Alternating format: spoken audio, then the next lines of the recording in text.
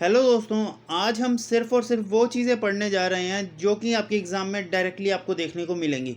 और इस टाइप के करंट अफेयर्स आप पूरी यूट्यूब पर खंगाल लो, आपको पूरी यूट्यूब पे ऐसे करंट अफेयर्स नहीं मिलेंगे। तो बिना देरी के शुरू करते हैं, बढ़ते हैं हमारे सबसे पहले क्वेश्चन की तरफ। आते हैं, मौलाना अब्दुल कलाम आज़ाद यानी कि मक्का ट्रॉफ़ी जो है ये किस यूनिवर्सिटी ने जीती है? तो ध्यान रखिएगा, इसका विनर है गुरु नानक देव यूनिवर्सिटी।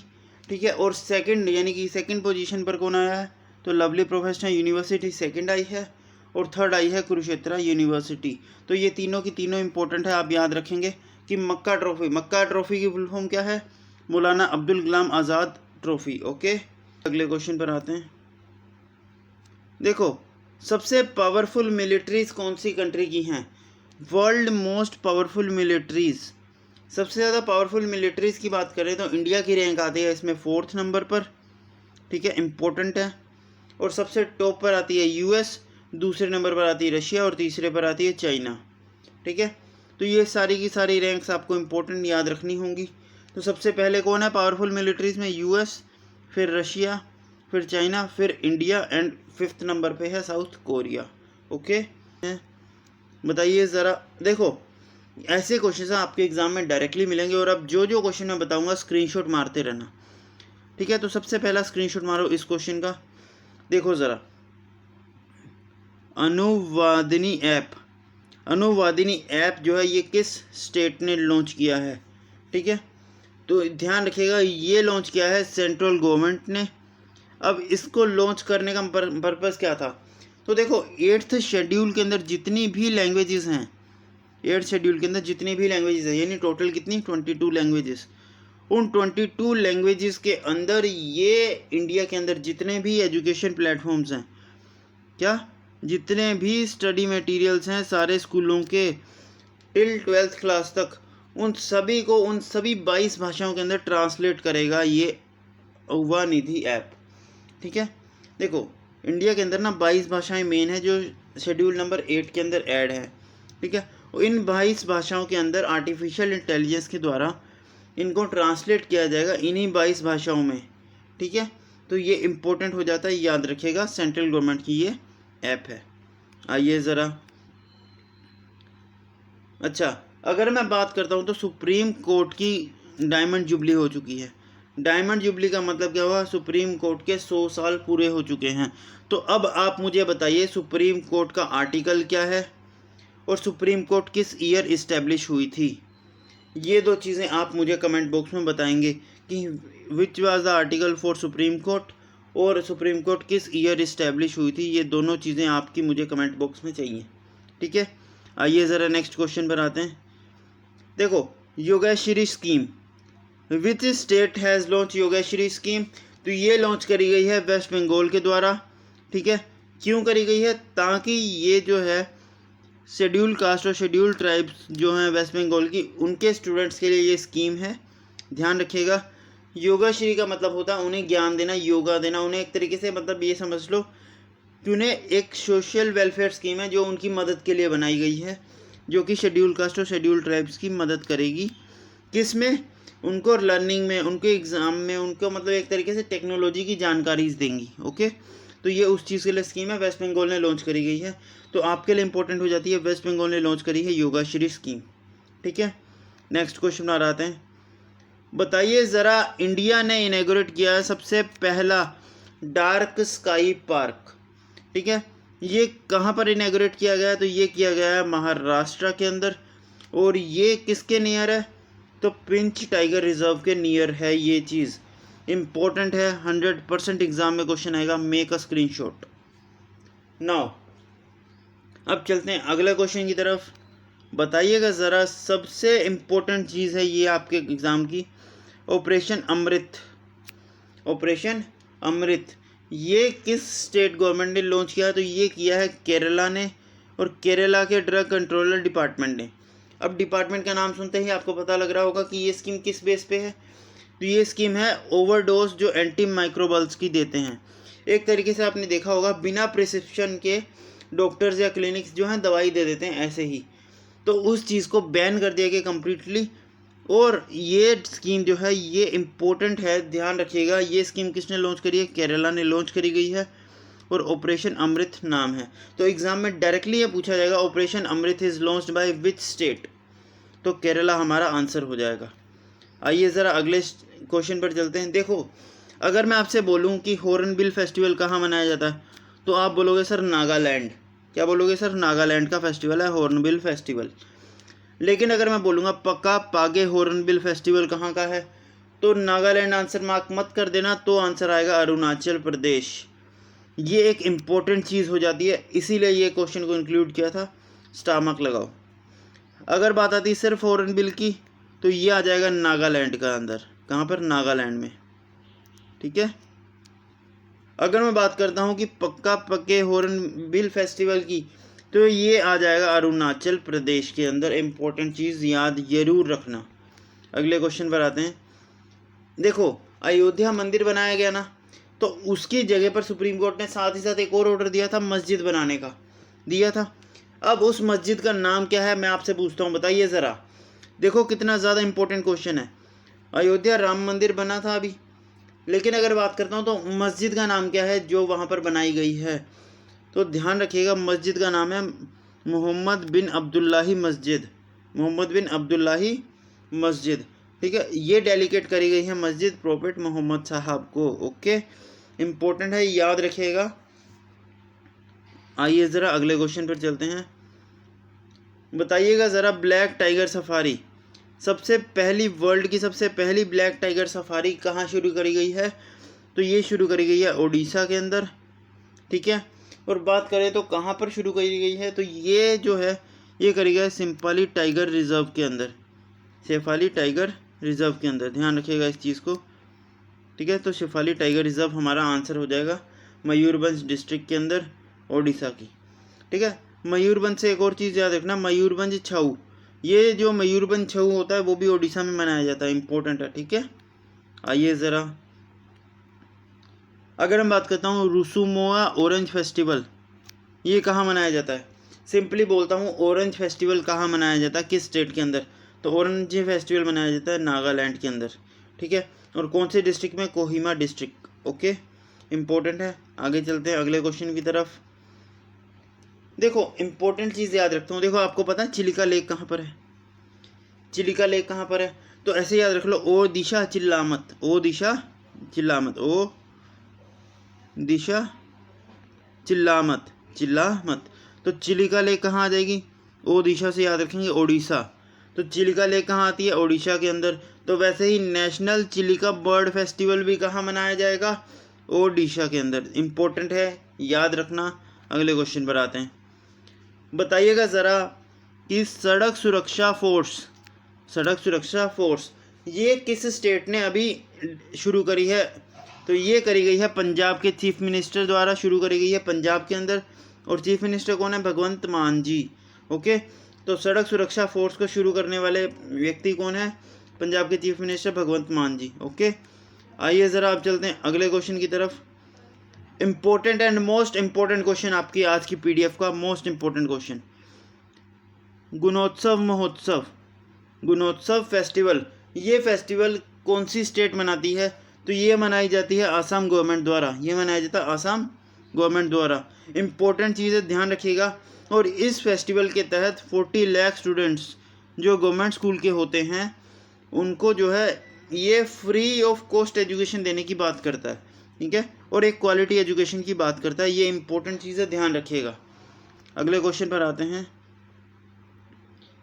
सबसे पहला टेम्पल, हिंदू टेम्पल जो आउट ऑफ इंडिया इनॉग्रेट किया गया मोदी द्वारा, तो पीएम मोदी जी ने इनॉग्रेट किया है आबू धाबी का सबसे पहला टेम्पल, जो कि एक हिंदू टेम्पल है जिसका नाम है बेप्स टेम्पल। ठीक है, और ये एक हिंदू टेम्पल है, पहला टेम्पल है आबू धाबी का। ठीक है, आइए ज़रा अब इस मंदिर के बारे में कुछ और चीज़ें जानते हैं। देखो, सबसे पहले ये बेप्स की फुल फॉर्म क्या होती है, आपको ये पता होनी चाहिए, ये लिखी हुई है। ठीक है जी, तो बेप्स की फुल फॉर्म आ गई। नाउ अगर मैं बात करता हूँ तो मुझे एक बात बताओ, ये जो टेम्पल है ये किस बेस पे बना है, तो ये टेम्पल बना है वेदिस कल्चर पे, वेदास कल्चर पे। ठीक है, वेदास कल्चर पे, ध्यान रखिएगा इस चीज़ को, इम्पोर्टेंट है। आइए ज़रा, इस साल पीएम मोदी जी ने इनॉग्रेट किया है 1156 करोड़ का प्रोजेक्ट सिर्फ और सिर्फ कहाँ पर, लक्षद्वीप पर। और लक्षद्वीप क्यों इम्पोर्टेंट है बताने की ज़रूरत नहीं है, अभी मालदीव्स और लक्षद्वीप में बहुत ज़्यादा टक्कर हुई थी तो वो चीज़ हाईलाइट रहेगी, ठीक है। तो लक्षद्वीप के अंदर कितने का प्रोजेक्ट शुरू किया, 1556 करोड़ का, 1156 करोड़ का, ठीक है। और ये क्यों शुरू किया, ये किया है 100 GB पर Mbps की इंटरनेट कनेक्टिविटी को लेकर के, ठीक है। तो याद रखेंगे बजट में कितना बजट है, तो 1156 करोड़ का बजट है लक्षद्वीप का, ओके। आइए ज़रा पृथ्वी विज्ञान स्कीम ये भी हाल ही में लॉन्च करी गई है 2023 के अंदर। अब इस स्कीम के अंदर करते क्या हैं, तो इस स्कीम के तहत हमने जो अर्थ साइंसेस है इसको जांचने की बात करी गई है, अर्थ साइंसेस को जांचने की बात करी गई है, ठीक है। और ये किसके द्वारा लॉन्च किया गया, मिनिस्ट्री ऑफ अर्थ साइंसेस के द्वारा, ठीक है। अगले क्वेश्चन पर आते हैं, बताइएगा ज़रा इंडिया और नेपाल के रिलेशन। देखो अभी ना हमारे फॉरेन मिनिस्टर एस जयशंकर जो हैं ये गए थे नेपाल, कहाँ गए थे, नेपाल, और वहाँ पर इन्होंने एक आर्गूमेंट साइन किया है, उसके तहत इंडिया जो है अगले 10 साल तक 10,000 मेगावाट की हाइड्रो इलेक्ट्रिसिटी इम्पोर्ट करेगा, 10,000 मेगावाट की हाइड्रो इलेक्ट्रिसिटी इम्पोर्ट करेगा नेपाल से। तो ये एक इम्पोर्टेंट पॉइंट है, याद रखिएगा, मेन ना इसमें ये वोट होता है, तो कितने मेगावाट की, 10,000 मेगावाट की, ध्यान रखिएगा इस चीज़ को। अगले आते हैं, देखो दीप्ति शर्मा ये एक इम्पोर्टेंट स्पोर्ट्स प्लेयर रहेगी, इसका रीज़न क्या है, देखो ये made in ICC women player of the month बनने वाली पहली वुमेन है इंडिया की, क्या ICC women player of the month बनने वाली पहली प्लेयर है इंडिया की, जिनका नाम है दीप्ति शर्मा। तो इसलिए ये इम्पोर्टेंट हो जाता है, याद रखिएगा, ठीक है। तो मेड इन ICC बनने वाली सबसे पहली वुमेन कौन बन गई हैं, तो आ जाएगा दीप्ति शर्मा। इस तरीके से डायरेक्टली क्वेश्चन आएगा एग्ज़ाम के अंदर, ठीक है। आओ देखो सबको पता है इस साल ना राम मंदिर बना था, लेकिन कुछ ऐसी चीज़ें देखते हैं जो कि बहुत बच्चों को नहीं पता होती। सबसे पहली चीज़ कि राम मंदिर की मूर्ति बनाने वाला जो स्कल्पचर था उसका नाम क्या है, अरुण योगीराज, क्या है, अरुण योगीराज। दूसरी चीज़ ये कहाँ से बिलोंग करते हैं, तो ये करते हैं कर्नाटका से बिलोंग करते हैं, ठीक है। तीसरी चीज़ जो आपको पता होनी चाहिए कि जो राम मंदिर की जो मूर्ति है उसकी मेज़रमेंट क्या है, ठीक है। जो टेम्पल है उसकी मेज़रमेंट क्या है, जो राम मंदिर बना है उसकी मेज़रमेंट्स क्या है, देखो तो उसकी जो लेंथ की बात करें तो आ जाएगी 380, अगर उसकी चौड़ाई की बात करें तो आ जाएगी 250, और हाइट की बात करें तो आ जाएगी 161, ठीक है। तो ये एक इम्पोर्टेंट चीज़ याद रखिएगा। और ये स्टाइल कौन से स्टाइल में बना है, तो नागरा स्टाइल में बनाया गया है। फिर सुनो, राम मंदिर की मूर्ति बनाने वाला अरुण योगीराज कहाँ से है, सर कर्नाटका से है। राम मंदिर की लंबाई कितनी है सर, 380, चौड़ाई कितनी है 250, और लंबा हाइट कितनी है 116, ठीक है। और अब मुझे बताइए कौन से स्टाइल में बना है, तो नागरा स्टाइल में बना है। ये सारी चीज़ें इंपॉर्टेंट है, एक एक चीज़ इंपॉर्टेंट है इसमें आपके लिए। आइए अगले क्वेश्चन पर आते हैं। ICC man test cricketer of the year, ICC man test cricketer of the year का अवार्ड किसे दिया गया है 2023 के लिए, तो ये आ जाएगा उस्मान ख्वाजा, ध्यान रखिएगा। अगर बात करते हैं test cricketer of the men's की, तो उस्मान ख्वाजा। अब मेंस की बात करिए तो वुमेंस की भी कर लेते हैं। तो वुमेंस में कौन रही है, तो वुमेंस में रही है नेट स्विट्जरन ब्रंट, ओके, ये भी इम्पोर्टेंट याद रखिएगा। अच्छा, अब एक और अवार्ड होता है ICC का, women ODI cricketer of the year. ODI cricketer of the year कौन वुमेन रही हैं, ये रही हैं चमारी अथापट्टू, ओके। आइए ज़रा अगले क्वेश्चन पर आते हैं। देखो T20 cricketer of the year कौन रहा है मैन के अंदर, तो ये रहा है सूर्य कुमार यादव। ये लगातार दूसरी बार क्रिकेटर ऑफ द ईयर बने हैं T20 के अंदर, ठीक है। तो ध्यान रखिएगा T20 cricketer of the year Surya Kumar Yadav. अब फीमेल की भी बात कर लेते हैं। तो T20 cricketer of the year में वुमेन्स कौन रही हैं, तो ये रही हैं हेले मैथ्यू, हेले मैथ्यू। ओके, आइए ज़रा अगले क्वेश्चन पर आते हैं। देखो ये क्वेश्चन एग्ज़ाम में आएगा, स्क्रीनशॉट मार लो, 100% एग्ज़ाम में आएगा। ठीक है, अब क्यों आएगा, क्या इंपॉर्टेंट चीज़ है, ज़रा ये देखते हैं। देखो रिपब्लिक डे मनाया गया था 26 जनवरी को, ठीक है, और इस 26 जनवरी की इस बार की थीम क्या थी, तो इस बात की थीम थी विकसित भारत, ठीक है, भारत लोकतंत्र की मातृका, ठीक है, विकसित भारत एंड भारत लोकतंत्र की मातृका, ये इस बार की थीम थी, आपके लिए इम्पोर्टेंट रहेगी। अच्छा, और इस बार रिपब्लिक डे के गेस्ट कौन थे, तो वो थे फ्रांस के प्रेसिडेंट इमैनुअल मैक्रोन, ठीक है, ये फ्रांस के प्रेसिडेंट थे। अब कुछ और बातें जो इम्पोर्टेंट है वो भी जान लेते हैं। आइए ज़रा, इस बार जो 26 जनवरी को सबको पता है झांकियाँ निकलती हैं, तो कितनी झांकियाँ निकाली गई थी, इस बार टोटल 25 झांकियाँ निकाली गई थी, और ये 16 स्टेट्स और यूनियन टेरिटरीज़ को रिप्रेजेंट करती थी। ओके, ध्यान रखिएगा। और अगर मैं बात करता हूँ तो ये कौन सा रिपब्लिक डे मनाया हमने, कौन सा, 74, 75, 76, तो ये आ जाएगा 75th रिपब्लिक डे। ध्यान रखिएगा, 75th रिपब्लिक डे मनाया। इसकी थीम क्या थी, विकसित भारत एंड भारत, बताइए ज़रा, विकसित भारत भारत लोकतंत्र की मातृका, ठीक है। इस बार टोटल कितनी झांकियाँ निकाली गई, तो आ जाएगी सर 25 झांकियाँ निकाली गई, ठीक है। और ये कौन सा रिपब्लिक डे मनाया गया था, तो 75 रिपब्लिक डे मनाया गया था, इम्पोर्टेंट रहेगा। अगले क्वेश्चन पर आते हैं, बताइएगा ज़रा। देखो ये इम्पोर्टेंट चीज़ बन जाती है, अगर मैं आपसे पूछूं कि रश्मि शुक्ला ये अभी डीजीपी बन गई हैं कौन से स्टेट की, तो आ जाएगा महाराष्ट्र की। लेकिन सर ये याद क्यों रखना है, ये याद इसलिए रखना है क्योंकि महाराष्ट्र स्टेट की ये पहली वुमेन डीजीपी है। ओके, तो first women DGP of Maharashtra है। तो first women DGP of Maharashtra कौन बन गई है, रश्मि शुक्ला। कौन, रश्मि शुक्ला, ध्यान रखिएगा, इम्पोर्टेंट है। अगले क्वेश्चन पर आते हैं। तो सबको पता है फेस्टिवल के क्वेश्चन भर भर के रहते हैं, तो जलीकट्टू फेस्टिवल होता है तमिलनाडु का, ये सबको पता है, ये सबको पता है। अब जो चीज़ नहीं पता वो बताता हूँ, ध्यान से सुनिएगा। ये फेस्टिवल 3 दिन का फेस्टिवल होता है। इस फेस्टिवल के सबसे पहले दिन को क्या कहते हैं, वो कहते हैं अनाईपुरम, अनाईपुरम, सबसे फर्स्ट डे इस फेस्टिवल को कहते हैं अनाईपुरम। इस फेस्टिवल के दूसरे दिन को कहते हैं हम पालामिडू, और तीसरे दिन को हम कहते हैं अलगेनूर। ये ध्यान रखना, ये इस बार इम्पोर्टेंट इसलिए रहेगा, ये इस बार CHSL 2024 के अंदर आया था। ये इस बार CHSL जो हुआ है अभी हाल ही में, उसके अंदर ये डेज पूछे गए थे, what we call the second day of Jallikattu festival of Tamil Nadu. तो ये डायरेक्टली क्वेश्चन आया था, तो इन 3 चीज़ों को ध्यान रखिएगा ज़रूर से। ओके, अब चलते हैं अगले क्वेश्चन की तरफ।